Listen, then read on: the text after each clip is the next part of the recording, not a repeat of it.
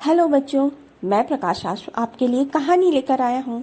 अगर आप चाहते हैं कि हमारी कहानी आते ही आपको नोटिफिकेशन मिल जाए तो बेल आइकन पर क्लिक कीजिएगा और कहानी को लाइक और शेयर भी कीजिएगा।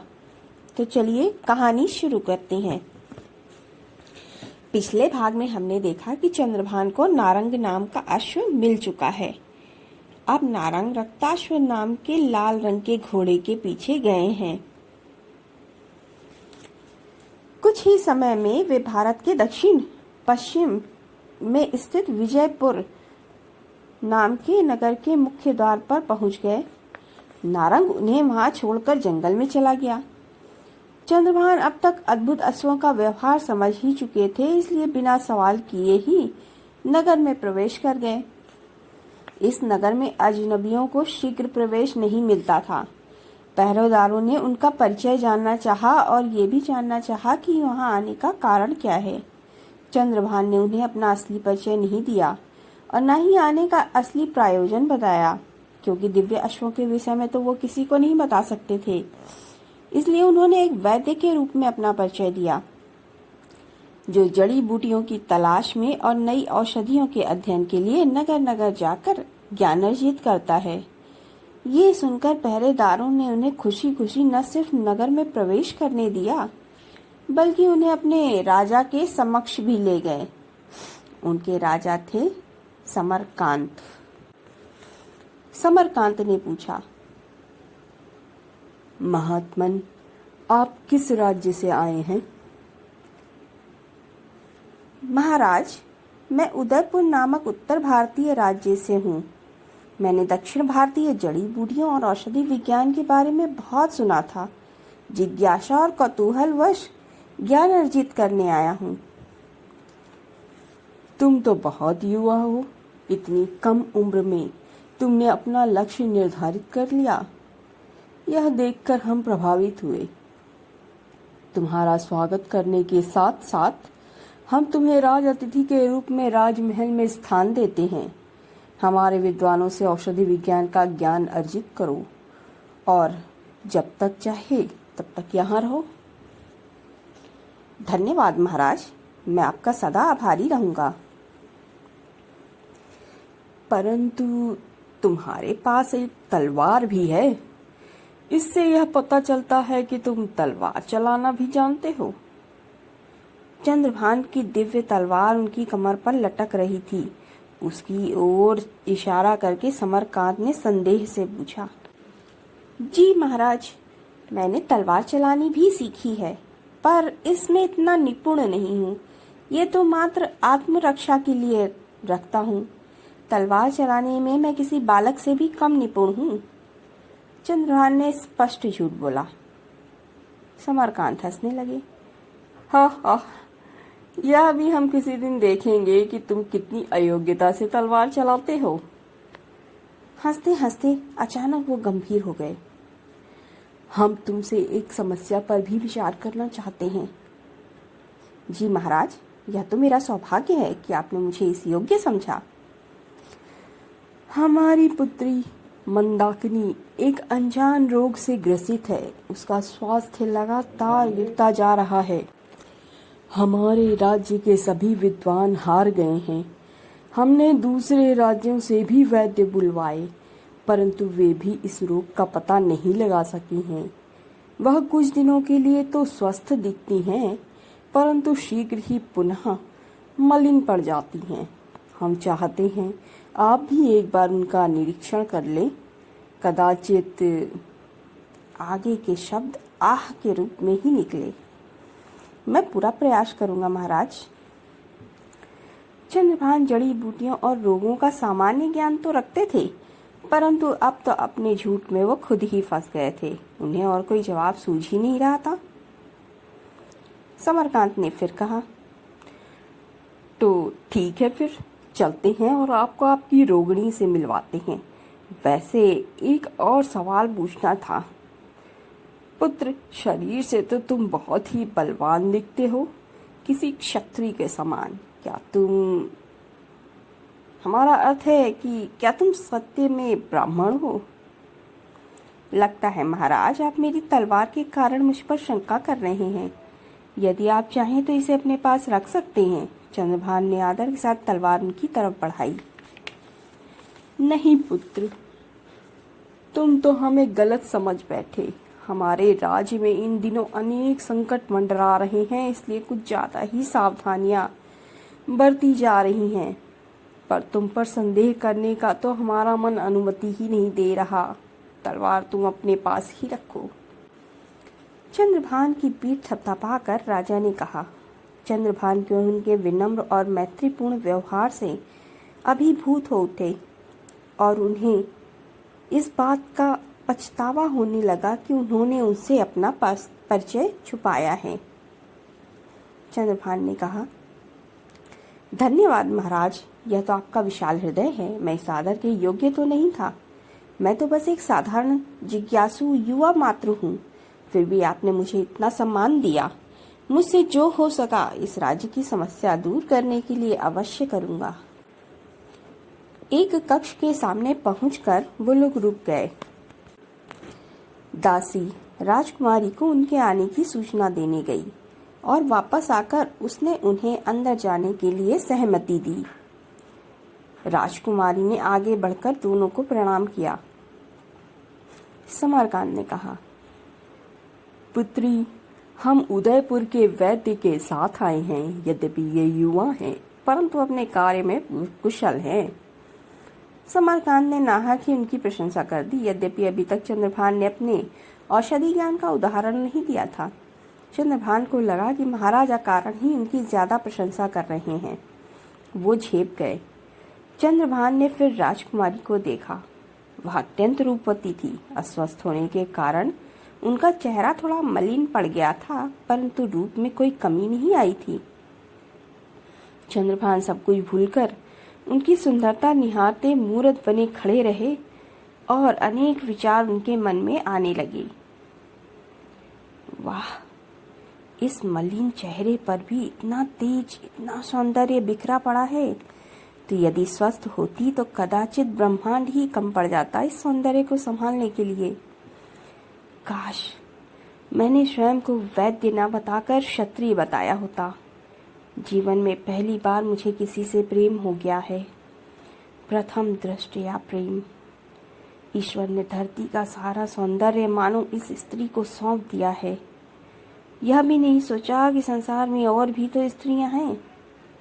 काश कि मैं कवि होता तो भी कुछ नहीं कर पाता। संसार में इतने शब्द ही नहीं बने जो इन सुंदरता का वर्णन कर सकें।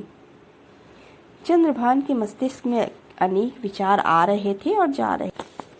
जब राजकुमारी ने उनकी ओर दायां हाथ बढ़ाया तब चंद्रभान अचानक चौंके और उन्हें याद आया कि वो यहाँ वैद्य के रूप में उनसे मिलने आए हैं। चंद्रभान ने उनकी नाड़ी का परीक्षण किया और बोले, राजन, देखने में तो यह मात्र शारीरिक दुर्बलता ही जान पड़ती है, जो नियमित पौष्टिक आहार से दूर हो जाएगी। अन्य किसी रोग के लक्षण तो नहीं दिख रहे। समरकांत बोले, हमारे वैद्य भी यही कहते हैं और भोजन की सूची भी तैयार हुई है। राजकुमारी सूची के अनुसार ही भोजन ग्रहण करती हैं, व्यायाम करती हैं, ध्यान और योग भी करती हैं, परंतु सब कुछ व्यर्थ जा रहा है। इनके गिरते स्वास्थ्य को देखकर हम बहुत चिंतित हैं। कहीं हम अपनी इकलौती पुत्री खो न दें। इनकी माता भी अत्यंत चिंता के कारण बीमार रहने लगी हैं। कुछ दिन के लिए कभी कभी इस चेहरे पर मुस्कान दिखती है, परंतु शीघ्र ही पुनः विलुप्त हो जाती है। आप चिंता ना करें। आज से इनके भोजन, व्यायाम का परीक्षण और ध्यान मैं खुद रखूंगा। मुझे तो लगता है कि राजकुमारी खान पान में लापरवाही कर जाती हैं। हाँ, ये शिकायत तो कई बार सुनी है। यह चुपके से थाल खिसका दिया करती है। उन्होंने मुस्कुराते हुए अपनी पुत्री को गले लगाया। राजकुमारी भी बालिका की भांति उनसे चिपक गई और बोली, पिताजी, आप सबसे मेरे स्वास्थ्य पर ही चर्चा करते रहते हैं। मुझे कुछ भी नहीं हुआ है। हाँ हाँ पुत्री, कुछ नहीं हुआ तुझे। अब तू आराम कर और हम जाते हैं। बाहर आकर दोनों चंद्रभान के लिए तैयार किए गए कक्ष की ओर बढ़े। समीरकांत ने कहा, चंद्रभान, सच तो ये है कि 2 वर्ष पहले तक चहकने वाली हमारी पुत्री ना तो अपने पिता से बात करती है और ना ही किसी अन्य व्यक्ति से ही बताती है कि कौन सा दुख उसे खाए जा रहा है। वह सदा से ऐसी नहीं थी। आंखों में आए आंसू पोंछते हुए राजा ने आगे कहा, एक बात जो कदाचित उपयोगी ना भी हो, परंतु मैं तुमसे बताना आवश्यक समझता हूँ। 2 वर्ष पूर्व एक विचित्र सिंह ने उस पर आक्रमण कर दिया था। घायल राजकुमारी कई दिनों तक मूर्छित रही। उस सिंह के दांतों के निशान आज भी उसके कंधे पर हैं। हम विश्वास से तो नहीं कह सकते, परंतु हमें लगता है कि इस घटना के कारण ही हमारी बेटी का स्वास्थ्य गिरने लगा है। धीरज रखिए महाराज, सब ठीक हो जाएगा। परंतु क्षमा कीजिएगा, हम आपके विचित्र सिंह शब्द का अर्थ नहीं समझे। चंद्रभान ने पूछा। वह सिंह 3-4 सालों से हमारे राज्य में आतंक फैलाए हुए है। वह कोई सामान्य सिंह नहीं है, अपितु उसके पंख हैं। वह तेज गति से उड़ सकता है। वह बहुत बड़ा है। वह सामान्य सिंह से 5 गुना लंबा चौड़ा है। वह सिर्फ मनुष्यों का ही शिकार करता है। नागरिक अंधकार होते ही अपने घरों में छुप जाते हैं। सैनिकों की गश्त बढ़ा दी जाती है, परंतु आज तक उसे पकड़ा नहीं जा सका। वह रात्रि के समय ही निकलता है, परंतु कभी कभी। कोई 4 वर्ष पूर्व राजकुमारी ने अपने जन्मदिन पर जंगल जाने का हठ किया। मैंने लाख समझाया कि जब तक वह सिंह न पकड़ा जाए तुम महल में ही रहो, परंतु राजकुमारी ने कहा कि वह तो रात में निकलता है और मैं दिन में जंगल जा रही हूँ। साथ ही बहुत दिनों से वह दिखाई भी नहीं दिया था। पुत्री के हठ में आकर हमने उसे जंगल जाने की और घूमने की इजाजत दे दी। राजकुमारी सिंह के कारण वर्ष भर से कैद थी, तो हमने उन्हें मन बहलाने के लिए सैनिकों के साथ वन विहार को भेज दिया। वहीं संभवतः राजकुमारी उसके इलाके में प्रवेश कर गई होंगी। अचानक कहीं से उड़ते हुए वह सिंह आया और राजकुमारी को दांतों में दबाकर उड़ने चला, परंतु ज्यादा ऊपर नहीं जा सका। सैनिकों द्वारा घिर जाने पर उसने राजकुमारी को भूमि पर पटक दिया और भाग गया। उसके दांतों से राजकुमारी के दाएं कंधे पर आज भी घाव हैं। आज भी हमारा राज्य उस सिंह के आतंक से परेशान है, और उस दिन के बाद हमने अपनी पुत्री की मुस्कान और हट कभी नहीं देखी। वह न तो महल से बाहर जाने की जिद करती है और न ही किसी और प्रकार की जिद करती है। यहाँ तक कि अब तो वह अपना जन्मदिन भी नहीं मनाती। किसी भी समारोह से क्रोधित हो जाती है और कक्ष में स्वयं को अकेला करके बैठ जाती है। 2 वर्षों से राज्य में होली, दीपावली जैसे त्योहार शांति पूर्वक बिना किसी कोलाहल के मनाए जाते हैं। न मेले लगते हैं, न हाट सजाई जाती है। हमारी पुत्री जो पहले प्रत्येक वर्ष त्योहारों पर मेले और हाट में जाती थी, अब न तो किसी समारोह में भाग लेती है, बल्कि यदि कोई कोलाहल हो तो क्रोधित और अनियंत्रित ही हो जाती है। उसके स्वास्थ्य का ध्यान रखकर हमारी प्रजा ने तो त्योहार मनाने ही बंद कर दिए हैं। इसके लिए हम उनके आभारी हैं। समरकांत ने दुखी होकर कहा। फिर चंद्रभान को के कक्ष में छोड़कर चले गए। एक सेवक रात्रि में कक्ष में पानी की सुराही लेकर आया तो चंद्रभान ने उससे भी सिंह के बारे में जानना चाहा। सुनो सेवक, क्या नाम है तुम्हारा? बैत जी, मेरा नाम संकट है। अच्छा, वाह, ये तो बहुत ही अच्छा नाम है। तो संकट, तुम्हारे राज्य में उस संकट के विषय में बताओ जो इन दिनों सबकी नींद उड़ाए हुए है। वो विचित्र सिंह, मैंने ऐसे प्राणियों के बारे में सिर्फ कथाओं में ही सुना था और सोचता था कि कथाएं सत्य नहीं होती। अरे वैद्य जी, यह कोई कथा नहीं वरन सत्य है। मैंने स्वयं उस सिंह को देखा है। वह समान सिंह से कई गुना बड़ा है, भयानक है और उसके पंख भी हैं। यदि आपके भाग्य ने साथ दे दिया तो यहाँ रहते हुए आपको उसके दर्शन भी शीघ्र ही हो जाएंगे।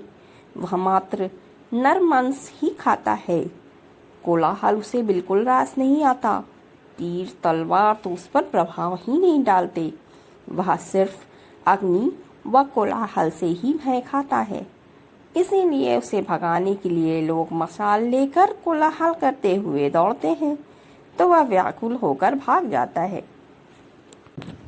माँ दुर्गा के मंदिर के पुजारी जी का कहना है कि देवी दुर्गा किसी कारण हम नागरिकों से रुष्ट हो गई हैं, इसीलिए उन्होंने अपना सिंह भेजा है हमें उचित मार्ग पर लाने के लिए।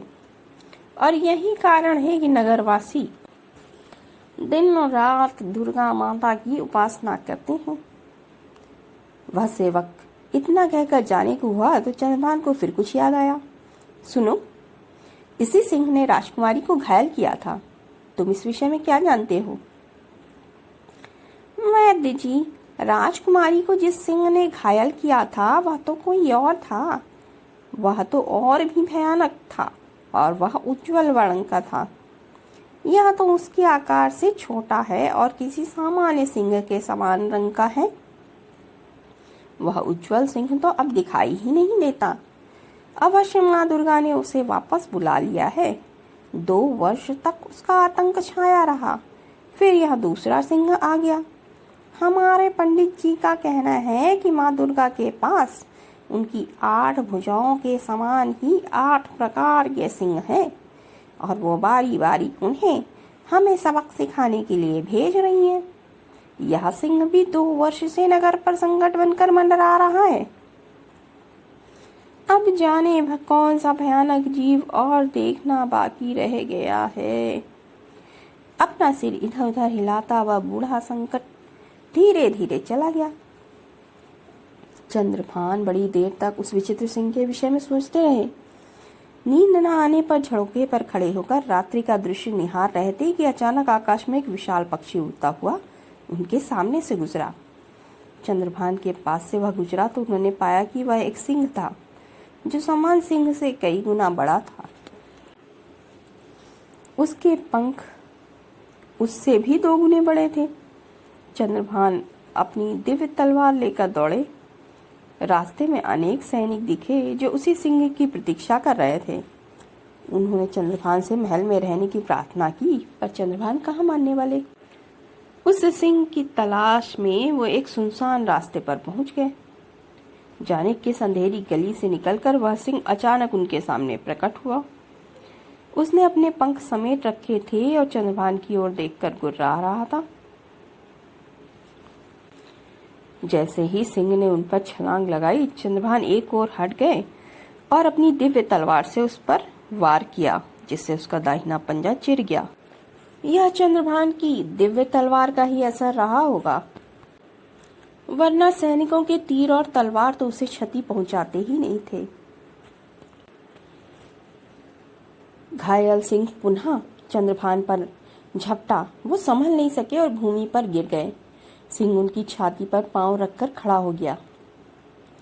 चंद्रभान सीधे सिंह की आंख में देख रहे थे। उनके हाथ से तलवार छूट गई। उन्होंने तलवार होने पर भी उस पर वार नहीं किया। तभी वहां सैनिकों की पदचाप सुनाई दी। सैनिक कोलाहल करते हुए और हाथों में जल्दी मशाले लिए वहां प्रकट हुए। यह स्पष्ट था कि सिंह कोलाहल से व्याकुल हो जाता था। वह एकांत में ही शिकार करना पसंद करता था। चंद्रभान को भूमि पर छोड़कर सिंह पलटा और अंधेरे में अदृश्य हो गया। सैनिकों ने चंद्रभान को भाग्यशाली बताया और कहा कि अगर वो समय पर ना आते तो आज तो वो मृत्यु का भोज बन ही गए होते। रात्रि में चंद्रभान ने किसी तरह सुबह होने की प्रतीक्षा की और अपने कक्ष में रातें बिताई। सुबह होते ही सबसे पहले वो राजकुमारी के कक्ष में गए। दासियों द्वारा अनुमति लिए जाने के बाद वो कक्ष में गए।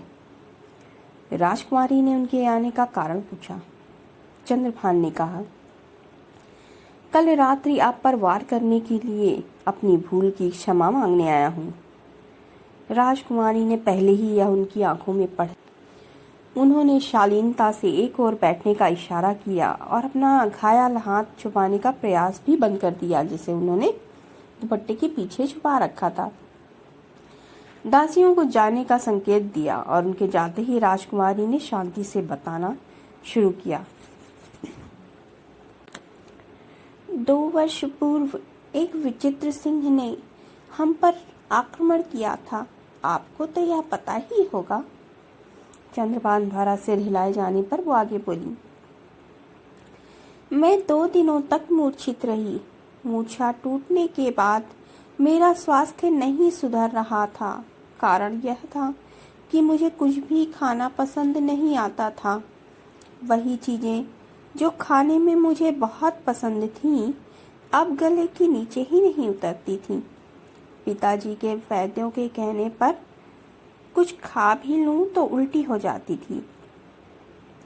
एक दिन मैंने स्वयं को एक कमरा में नग्नावस्था में पाया।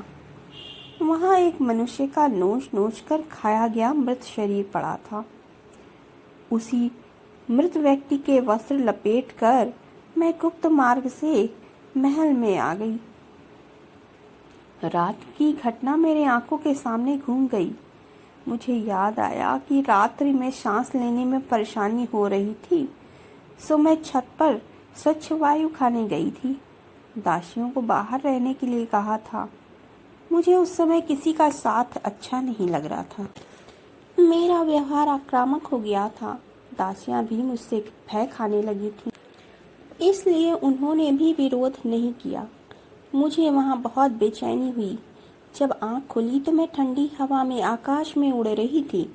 यह सिंह जो दिखाई देता है यह मैं ही हूँ और मैं नरभक्षी हो चुकी हूँ। साधारण भोजन तो क्या, मुझे कोई और मांस भी नहीं भाता। कोशिश तो बहुत बार की कि साधारण भोजन से पेट भर सकूं, परंतु सैनिकों के गश्त के कारण और सुरक्षा के चलते मुझे आहार कम मिलता है। यही मेरे रोग का कारण है। प्रतिदिन रात्रि में मैं छत पर मौका तलाशती हूँ और भोजन करके वापस आ जाती हूँ। जब मैं पशु के रूप में आती हूँ तब भोजन मुझे मनुष्य बस भोजन के ही रूप में दिखते हैं। परंतु आप यह कैसे जान गए? यह रहस्य तो मेरी प्रिय दासियां, जो मेरी मित्र भी हैं, वो भी नहीं जान पाई। चंद्रभान ने कहा, पहली बात यह कि आप कोलाहल से व्याकुल हो जाती हैं और वह सिंह भी कोलाहल से घबराता है, जबकि तीर और तलवार उसे रोक नहीं सकते। दूसरा, सेवक ने बताया कि जिस सिंह ने आपको काटा था वह सिंह 2 वर्षों से नहीं दिख रहा है। दोनों ही भिन्न भिन्न थे। तीसरा, आपकी आंखें पशु के रूप में भी इनका रंग यही रहता है, समुद्र सी हरी और नीली। जब पशु के रूप में आप मेरे ऊपर थीं, तभी मैंने देखा कि ये राजकुमारी की आंखें हैं। उन्होंने राजकुमारी की आंखों में देखा तो राजकुमारी लजा गई। तो आप क्या करेंगे? मेरा उपचार ढूंढेंगे या मुझे जान से मरवा देंगे? मैंने जितने मनुष्यों को मारा है उसके बाद प्रजा मुझसे घृणा करेगी, मुझे मार देगी। पिताजी से मैंने कई बार बताना चाहा, परंतु इसी डर ने मुझे चुप रखा है। पर कितने दिन हम इसे छुपा पाते? आखिर सबको पता चल ही गया। जो कुछ भी आपने किया उसमें आपका दोष नहीं है। आप अपने आपे में नहीं थी। जहाँ तक मुझे लगता है उस सिंह की लार से आपको संक्रमण हो गया है। वह सिंह अवश्य अब तक मर चुका होगा या किसी अन्य प्रांत में चला गया होगा। यद्यपि इन हत्याओं में आपका दोष नहीं है, परंतु इसे रोकना तो होगा ही और इसका उपचार भी ढूंढना होगा। आज्ञा दीजिए, हम जल्द ही उपचार ढूंढकर वापस आएंगे। चंद्रभान वहां से निकलकर सीधे राजा के पास पहुंचे। अब आगे का भाग हम अगली बार पढ़ेंगे, क्योंकि ये कहानी कुछ ज्यादा ही लंबी है। ठीक है।